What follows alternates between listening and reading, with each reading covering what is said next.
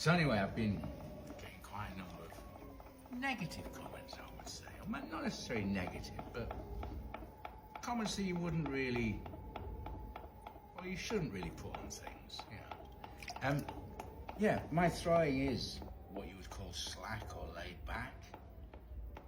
And that's sort of developed over the years. And part of the reason for that is the material that we now use is very coarse. There's lots of lumps in it.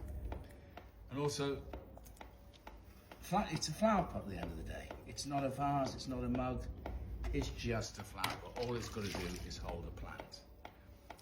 And these pots are cheap. You know, I don't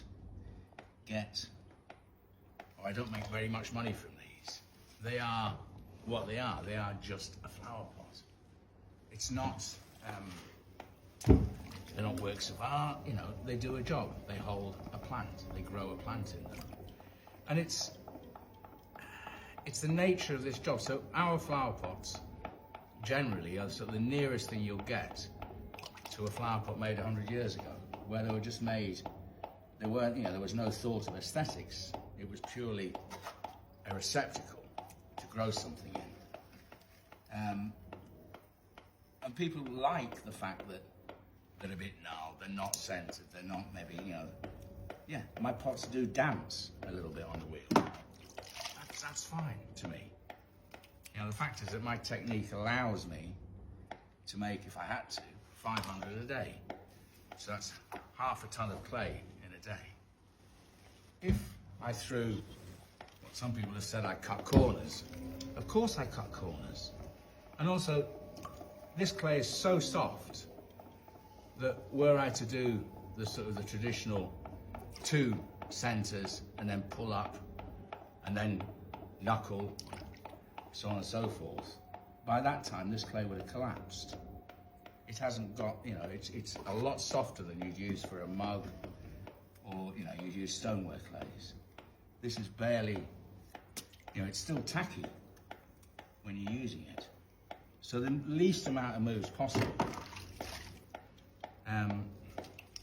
It doesn't matter if the pot's dance a bit. You're not going to see that. And it's not, you know, I'm not putting stuff online in this instance to teach people. It's just to educate people in the sense of this is what we're doing. My techniques are the nearest you'll find to a potter working 100 years ago making flower pots, where the standard was you'd make half a ton of pots a day, whether it was a 5-6 inch long tom, or for instance a 21-inch flower pot, you'd be expected to do 20 plus in a day. But half a ton is your benchmark as a flower pot thrower. And you're not going to do that with stiff clay.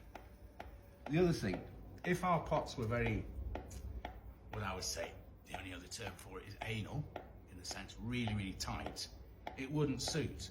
You would see if you look on some of these, the lumps that are in them, you know, there's holes, there's all sorts. That would look very strange on an uptight, absolutely exact pot.